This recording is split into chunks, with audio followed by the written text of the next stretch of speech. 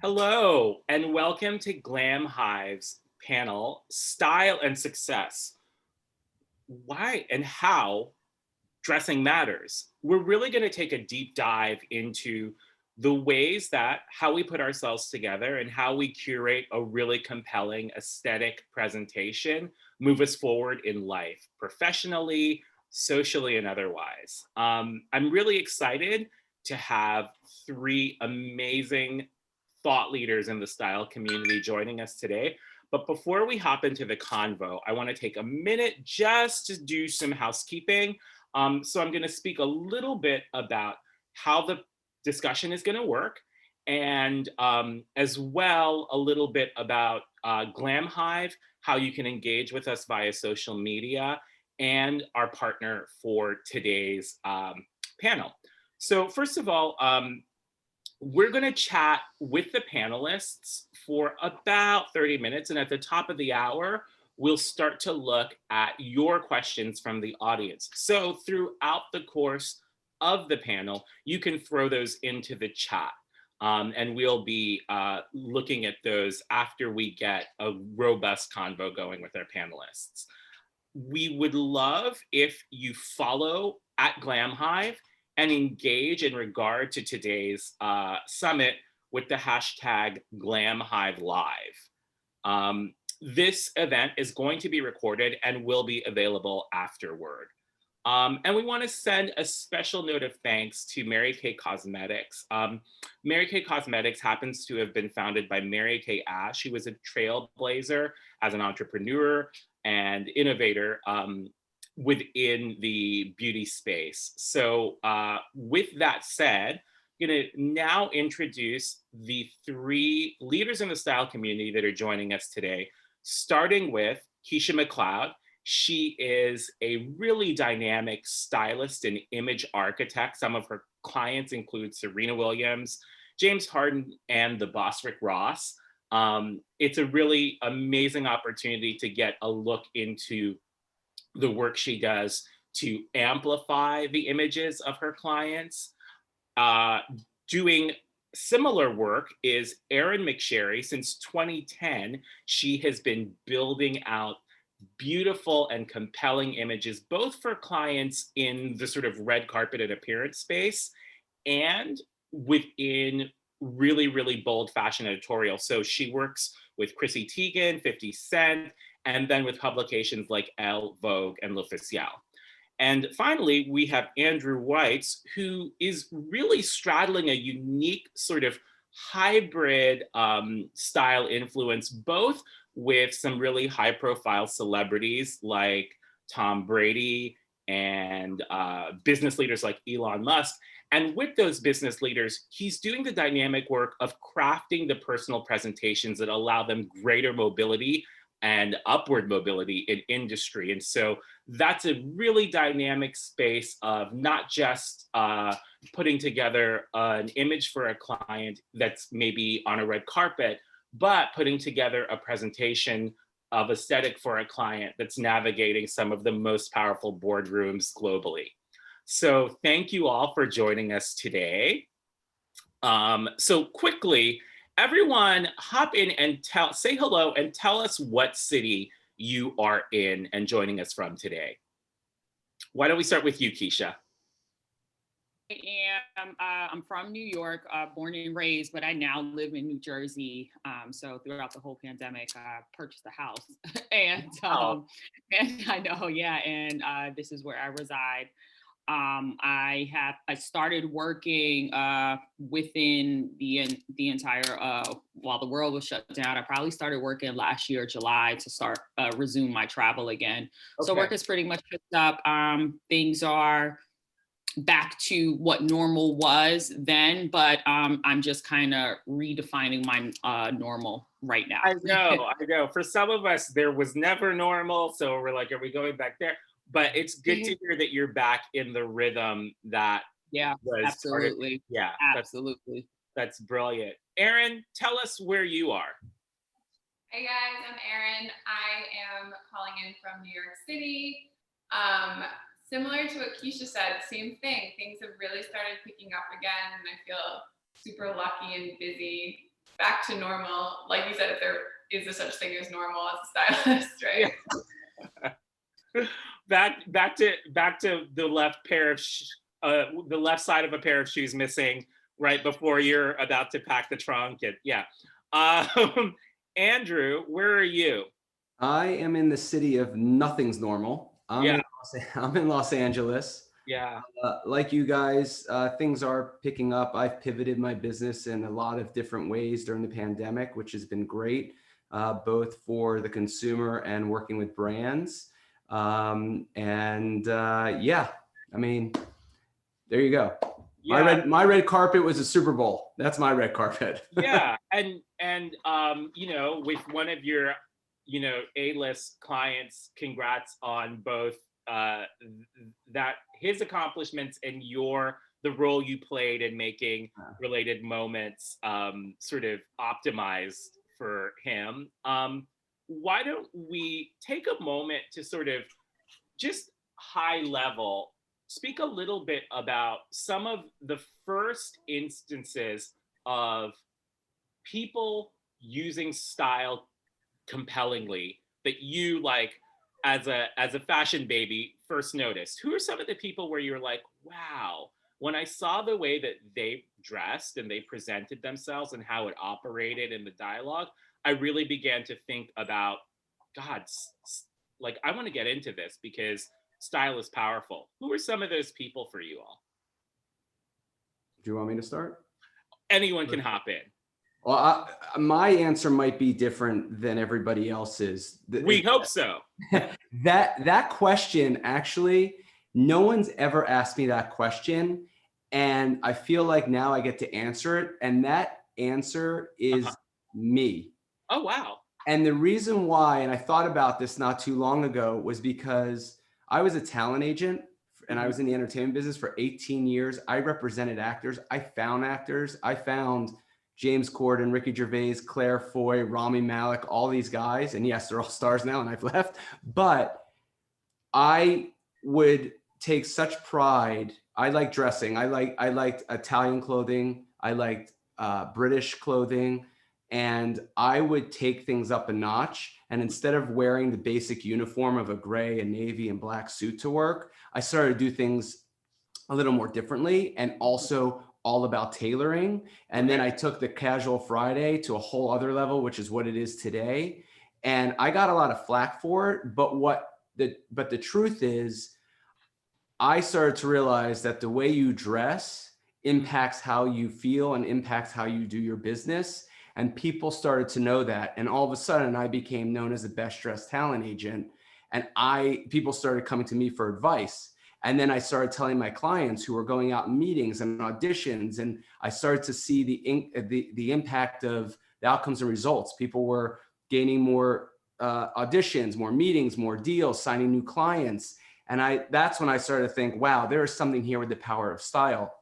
Because for so long for men, because I'm in the men's side, people don't care about the men. It's all about the women. But now, over the course of the last 5 years, and one of the things I've been educating people on for the last 8 years, is that style is so important for everybody, whether it's personal, whether it's professional, for both men and women. And now it's kind of out there. And I'm glad I was able to, start that train. And that's kind of what I see. And now I look at celebrities and I'm like, that stylist did a great job. That guy does, dresses himself well, whatever it might be. So I just start to notice all of that. But that's just it for me. That's a very fascinating notion. And I think all of us can maybe consider that at any given moment, if we're not seeing those who are embodying the style that we aspire to, we can cultivate that within ourselves and we can bring that into the dialogue. I think our viewers will definitely take that and re-look at the notion of having to sort of wait to see someone else do it. Erin and Keisha, is there anyone whose style really captivated you earlier in your career or life? I mean, for me, from where I started and based in fashion school, so I'll give a fashion-based answer. and because I'm always asked this and always just give it a variety of people because it depends on where I was in my life at that moment. I think Yeah. for me, I started working backstage at fashion shows. And for me, Okay. it was always looking at someone like Kimora Lee Simmons, Okay. who took the model form and turned it into a business model and a Got mogul. it. So you kind of look at that as inspiration as to your trajectory up.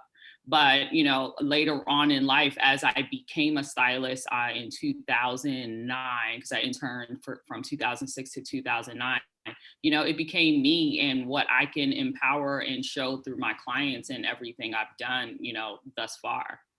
That is really fascinating. I love hearing about the journey you took through fashion academia to where you are now, because I think often people don't sort of assume and or know that there's a lot of research and literal study built into the work you all do. Or even where to begin and where your inspiration can come from, or where you can start, because that's also always a question for like stylists and people in fashion, like, well, where do I start and where do I begin? And I think it's always something different for every year.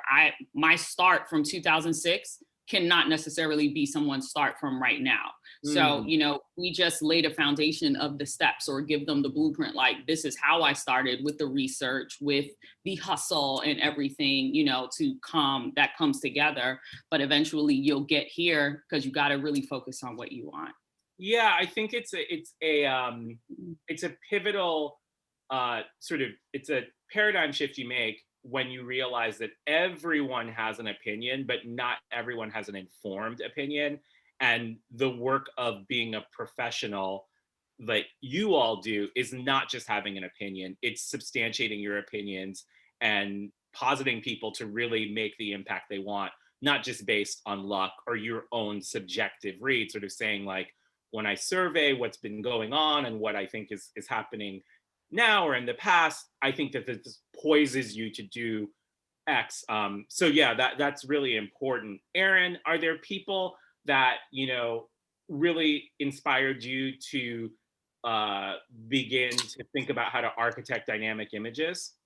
Yeah, sure. So I didn't even know styling was a thing until right before I was about to graduate college. And Rachel Zoe, I watched that TV show. And so she was a huge driver for me, just even an introduction to the industry and like that this was even a career choice. Mhm. And what I like most about her and that I try to also use in my own career is that as she was curating these like beautiful looks for all of her clients, she also did the same for herself and defined her own look. And so you see Rachel and you're literally like, her head could be cut off and you're like, I know that's Rachel Zoe. Like you Yeah. understand her vibe, her look, that bohemian thing. So I decided that along with my clients, I also want to do the same for myself, right? And have that look about me, that consistency. So hopefully it could further myself as well as my clients at the same time. It's funny because you've been working since 2010 and you really are smack dab in the generation that came of age on Rachel Zoe, as let's say a previous eras had on like someone like Deanna Vreeland. Like she was so present in the style dialogue, so present and so in captivating so many people about fashion. And it's really cool to watch that your moment, your generation as style enthusiasts has like fully formed professionally and is operating in a space of influence in the industry.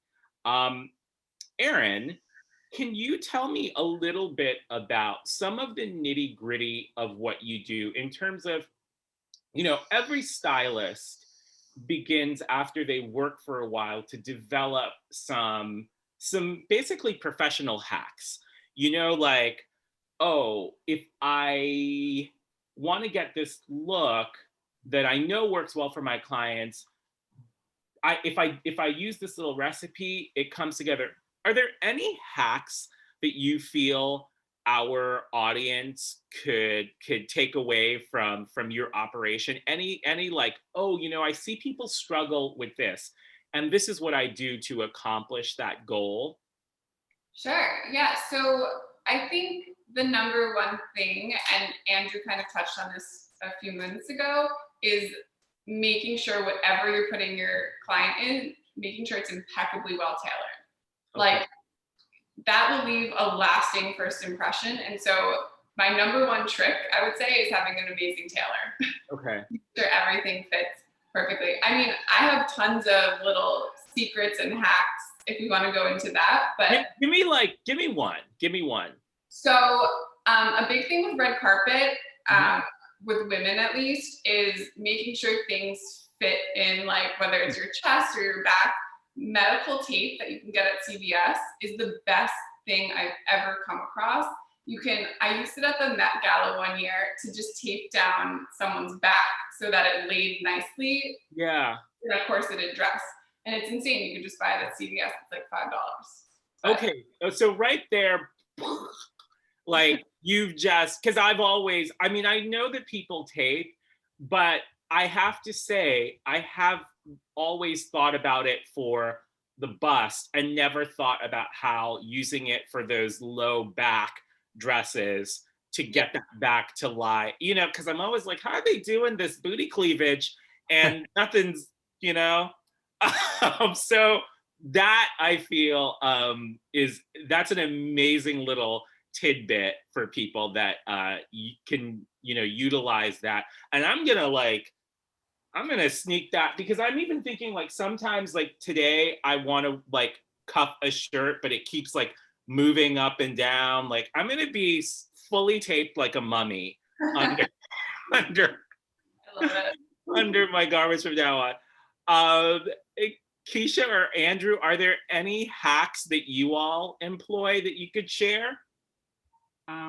One of the hacks that I use, especially just dealing with tall guys, predominantly in the NBA, for their casual looks, a lot of the sweatshirts, because I buy a lot of off the rack for them and not necessarily custom, but how do you get that to fit so perfect when you see it on a Chris Bosh, Serge Ibaka, James Harden? I take the cuff of a sweatshirt, because it's always double ribbed, and cut it open. And so automatically I get an additional about 1.5, 2 inches. And then I take that all the way in. Therefore, you now have a sweatshirt to where I haven't altered it or changed the design of it all. Or another thing, if I am getting a dress shirt for one of the tall guys and we didn't have time to get it made, again, just like Erin said, the tailor is your best friend. What I have the tailors do is add kind of like another piece of fabric to elongate the arms in some of the shirts, just for you to get the cuffs in certain suits for the look in the moment, as the tunnel is like my new way. That's genius. Something I totally agree. If you're tall or if you're short, getting that fit. So if you're tall, not having shirts that are too short on the arm, or if you're shorter, not having pants dragging on the floor.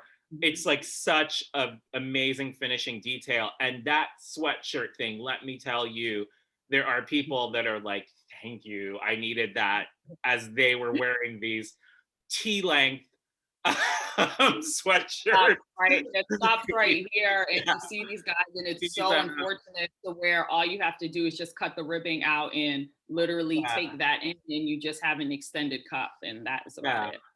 Can I ask a question about that?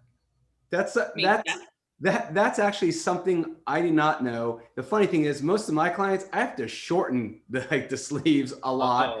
But when you do work with someone like an athlete, whether it's Tom or James or any of these people you mentioned, you're right. Like, and if you're doing off the rack, you got to find the styles that also give length, whether it's like a John Elliott, right? The villain hoodie, or, as opposed to you're not going to bring a Celine, sweatshirt to them, right? Because that's just going to be too cropped. But one, just to answer your question, was it's all about the tailoring. You can do so much of tailoring. You can manipulate, you can do anything in the world. But my question is, I did not know about the cuff. So you're saying right now, if I take the cuff, the seam right here of the cuff, where's the extra fabric you're saying under, where's the extra fabric, or are you blocking it where you're putting fabric? I just found something. So if we're looking at a cuff, right?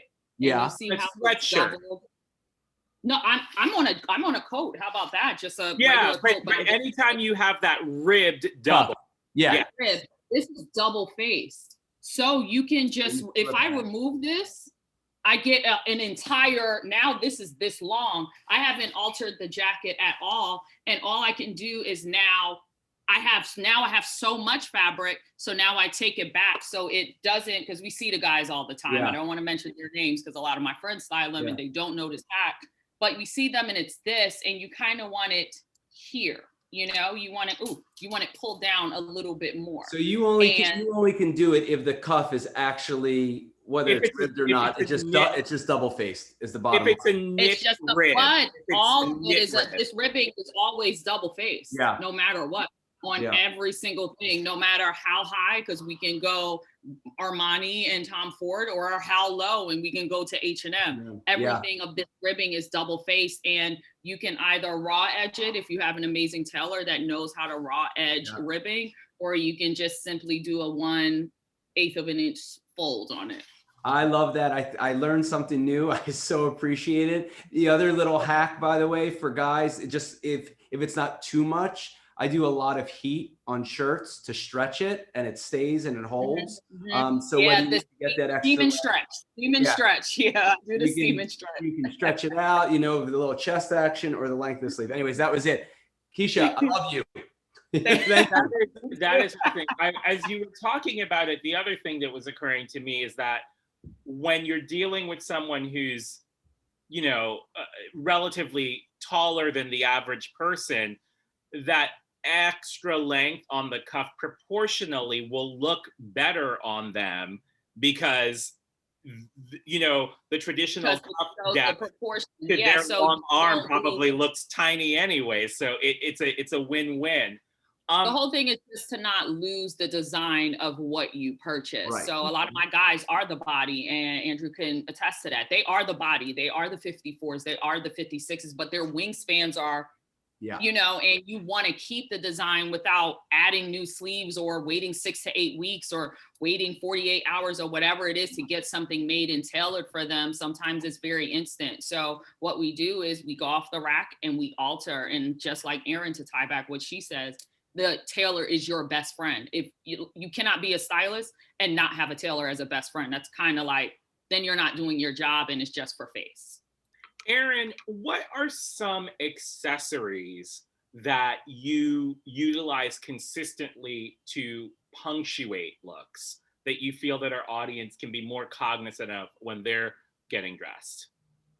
Yeah, so for menswear in particular, I do a lot of suiting with 50. He's kind of shifted from doing more music-based stuff to doing more entrepreneurial ventures. And at some point, we should all be capable of being like 50. Okay, just like we refer to him like that. I'm still at Mr. or like Countess, Count Send. But I love that you're at the 50 level. Continue. I love it. So with him, we do a lot of suiting more so recently. So lapel pins are amazing. They're a great way to just add that little touch of elevation to an outfit. Mm-hmm. Same with collar pins. We've been playing around with those a lot too. Just like little details that might be overlooked to take a classic suit and give it a little something more special. Wow. Yeah. Andrew and Keisha, what are some of the accessories that you consistently use to punctuate and finish looks? And by that, I mean that like often, those tuning in will get dressed and, the statement is correct, but it might not be completed. What are what are the exclamation marks and quotations? Like, what are the things that finish a look accessories wise that are your go-tos? Well, for me, it's you have to read your client. Mm-hmm. And I don't try to make somebody they're not, and I make sure that they're comfortable, and it's a lot of times baby steps. Okay. If I had a client that would love to, and I have done it, and being the contributing style editor to Hollywood Reporter, and I can do, whether it was Machine Gun Kelly or or Nicholas Braun, whoever it might be I'm working with, they allow you to do that kind of work. But when you're working with like a professional, and even actor or athlete, you want to make sure they're looking their best and they're comfortable. I love doing what Erin said. If I can get a guy to do the collar pin, and I do lapel pins, the one thing that really is just the easy route, which wasn't 5, 6, 7 years ago, that I've been doing for 10 years, is the pocket square. That is the one thing, if you're going to wear a suit, a jacket, that is something you can elevate, but it has to be placed properly and correctly and just give that extra pop, not the Joe Biden triangle and not the, not the pocket squares that are already sewn into your pocket. Doing something that a color, a pattern, whatever it is that complements the look, that's kind of the easy route for a guy, definitely in suiting. But when it comes to casual wear, I could go on for hours, whether it's something like this, it's just a jacket that has this, the Roadster collar, or, there's so many things you can play with.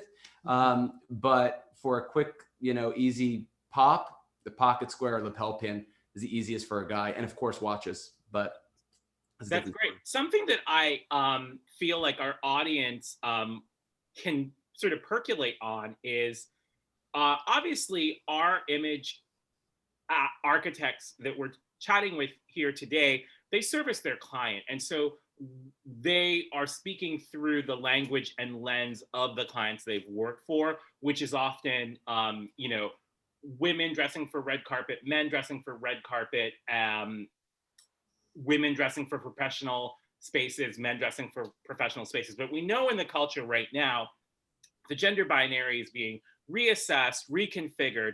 And what it's really fascinating and exciting to think about is the ways in which some of these conventionally viewed menswear styling finishes can be applied to people who don't necessarily identify as men. So people that are wearing suits can think about these really cool cues that Erin and Andrew have just offered in terms of finishing details with lapel pins and pocket squares.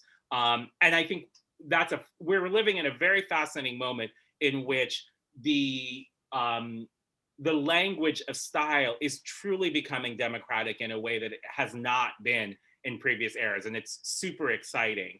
Keisha, what are some styling, accessory, finishing punctuations that you go to? Mine are socks. I think for men, I think if you pay attention, you don't just lay out a pair of black socks and now you're in casual. So now you're laying out a pair of white socks. I think if you pay attention to how your socks, whether it's the pattern or the color and how thin it is, if it's a dress sock, Paul Smith makes a really, really lovely socks because we all know that because that's what we use a lot. I think it's the finishing touch on a moment. I do love collar pins and lapel pins. I think having fun vintage shopping, doing cufflinks as well is really well. So those are my finishing touches in menswear. For women, I tend to add extra rings if I can. Okay. There's one that we're missing. There's one that we're missing. And I think when I say it, we're all gonna be like, yeah, the shoes, the sneakers, that really, however you complement that with the look, that could be your go-to, like, boom effect. Yeah. I mean, I definitely think that in the contemporary style dialogue,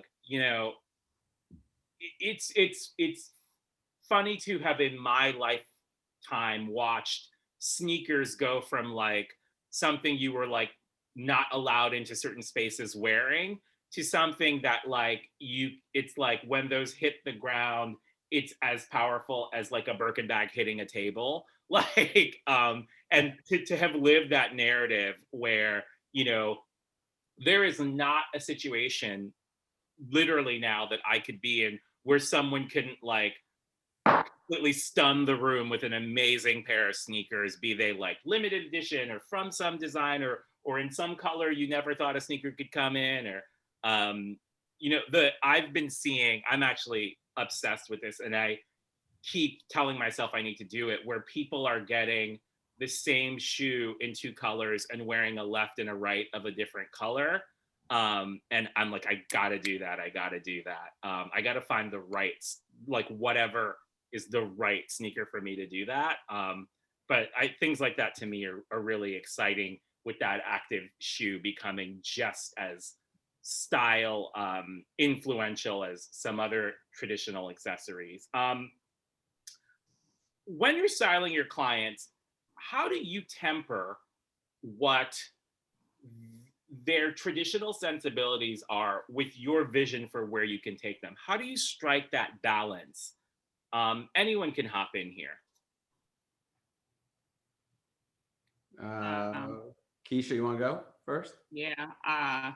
For me, it's I build trust with my clients so I can understand where they're going, and you kind of start that off in the beginning. You don't completely change their entire image unless they welcome you to do that, because again, as humans, we have trust issues that when new people come into our lives, or even if someone referred you that you trust, it's still the second person that comes from the outside, which is us. And so I build that a lot with my clients, and then I can go in and really ease in and then tell them how it works, and let's try it. Let's see how that works. Let's go this way. You don't want to take away from who they are as a person, because they've been that person for how long, however old they are, and you don't want to change that. So I build a lot of trust with my clients, and then I take over. Like eventually, but I build a lot of trust, and then I can come in and influence of who I am. But you want to hold you. I kind of call myself a hand holder. It's like you hand holding a process, and you become this teacher, and eventually the student becomes the teacher. And it's so amazing that I've watched some of my guys understand how their pants are supposed to fall. When we're in tailoring sessions or fittings, they're like, yeah, and I want to break here. And, you kind of watch that, and that's all you're like, your dialogue. Look who does a break now. Yeah, I was like, oh, you're listening, but it's a lot. It's a lot of built-in trust that I give first client. First session with a new client, you stand behind them, you say, fall, they fall into your arms, and you're like, I got you, babe. I got you. Don't worry about it. I'm here for that. And that's what I'm here for, hand holding, and so you build that, and the rest should be easy from there. I want to grab some of these great questions I'm seeing from the session attendees. So someone we have two questions that are related, and I would love for anyone to hop in. So one person, this person's name is Hanan Style. They asked, how do you land your first VIP client? And then someone else, Anastasia Guzvlad, asked, how do you land your first magazine editorial styling gig? So can you all talk about breaking into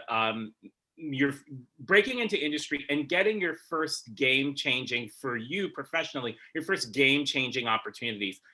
How do you go about looking and realizing those? Well, for me, mine's different. Mine's all about relationship building. I come from a different world than most stylists. That's why I call myself a style consultant, only because of what I do and how I go about it, and being in the business world prior. I think you either have to be working for somebody great, have a great mentor, and being around and getting the experience and building relationships. Because ultimately for me, my business has been all about relationships, all about word of mouth. I mean, since we brought up Tom Brady, that came from a relationship. That wasn't like, me working for somebody who worked with Tom for years and then left and whatever. So I think it's ultimately relationships, and you being passionate and really great at what you do and believe in what you do. That's it for me. I think Erin wanted to say something too.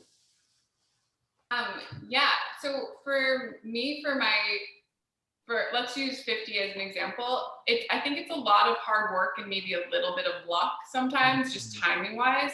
So my meeting him had to do with my accountant. We both had the same accountant, and it was an introduction, and then it was just a really natural relationship, and that's how I began working with him. So just like right time, right place, but also a ton of hard work.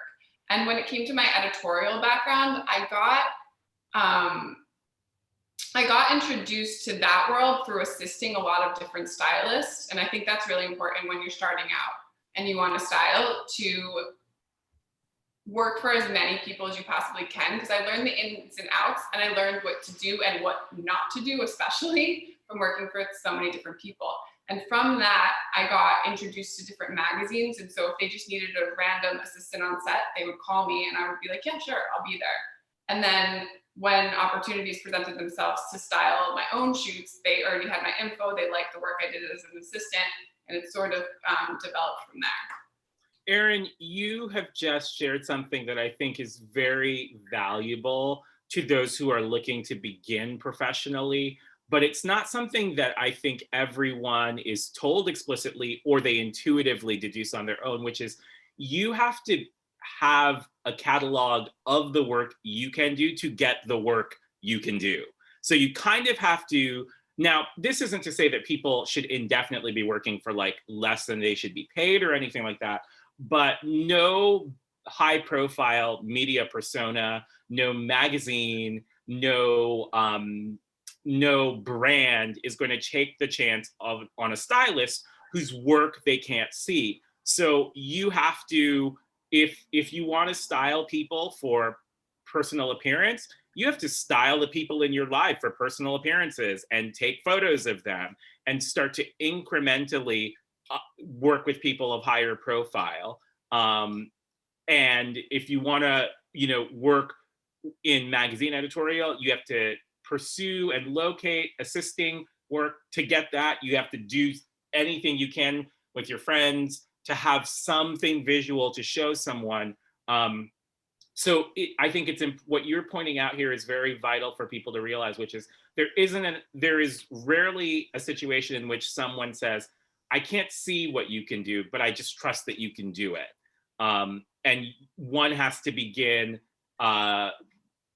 eking out opportunities to make work that evidences your ability any way you can. You're not going to be paid well initially, or maybe you might be. Good luck hoping for that initial great pay. I wouldn't set my sights on that. The good pay will come, but get your creativity evidenced in a portfolio of work. One question that I'm seeing here that's fascinating, kind of dovetails on something we've spoken about before. Have you ever built a look around an accessory that you were just like, oh my God, this belt is amazing? And are there any instances of that where like the accessory drove the look for you? You paired it with the right person and put together the right ensemble, but in your mind, initially, it was just a killer accessory. I could go. Go ahead. Two of my clients, one, I have PJ Tucker and Serena Williams. I can speak on them. Serena she's an ambassador or a contract deal with Stuart Weitzman. So I have to build the look around the shoes. Okay. And PJ Tucker, he's dubbed as the sneaker king of the NBA with his grailed sneakers. So a lot of times I build around his sneaker collection. And so from there, I build up, and with them, and just learning that experience, you can play with more textures and you can have fun. You can mute down an outfit, or just start with playing with the outfit to have the shoes be the exaggerated piece. So there's so many ways you can just kind of do those little knickknacks. If there's an orange shoelace and maybe you bring in orange somewhere else on the actual outfit, or you have a boot and maybe it's a white boot and maybe you're showing all skin because you don't want everything to like have a pair of pants. So I think it's the different ways to play with it. So I use shoes as like my basis. I'm writing down on my Saturday to-do list, get orange shoelaces. That was just an example. Nope. Just a total example, but I use shoes a lot, especially with those two clients and what they do and what they're known for. I do have shoe ambassadors basically as clients and would have to build looks around there. No, but that is a brilliant idea. Like just all of a sudden you have an exclusive sneaker when you have a shoelace color that moves it to a new place. Sold. Doing it on my Saturday to-do list. Anyone else have a situation where they've built a look around a super compelling accessory? Go ahead, Aaron. Go ahead, Andrew. Oh, mine ranges from either like, when you say accessory, it could be a bomber jacket, could be sneakers, could be sunglasses, could be a watch. I mean, I'm just thinking of all the things I've done for clients in general and editorial stuff and celebrity. And it's always, especially with the celebrity, if just like Keisha was saying, if they're an ambassador, you know, to something or contracted to something, like you got to build around that. So you just gotta either you have the canvas and you just put the one splat of paint on, and then you got to figure out how the rest of it's gonna look. And you try things. Some things will work, some things might not, but then that's why you have options and you have to shift it. That is a very sort of dynamic thing for our attendees to consider, which is, as a professional stylist, it's almost like you have to grow the muscle of being able to style to challenge, so that if your client is contracted with a sneaker brand or an eyewear brand, and you know that you're going to have to pull certain things, you're going to have these elements in their looks, because that's what's keeping their lights on and your lights on. But by the way, yeah. Think about it. If you're us normal people, that's what I could say. We're like the common people, right? That's what my business is. These people, my clients, they don't know whether it's a fucking t-shirt and jeans. They don't know how to wear it. So like, I love it. Cuss it up. We're getting raw on the hive. They're showing you. They're like, I don't know how to wear this, and you are like, dude, it is a t-shirt and jeans. It's no different going to an accountant, and your accountant's like, you add this, you do this, this is your tax, and I'm sitting there like, I don't know what you're talking about. Just please do it. And that's what some of these clients need. So it might be easy for us, but it's really hard for everybody else, and that's why they're employing you and needing your help and trusting you, because they need you. How many times, guys, have you had someone say to you, I have this awesome shirt, or I have this shirt, I've never worn it, I don't know how to. And then you look in their closet and you're like, boom, boom, boom, and there you go. Or you need to buy this to make it that much better. It's the same thing. My favorite is, have you seen my underwear? And I'm like, no, I haven't.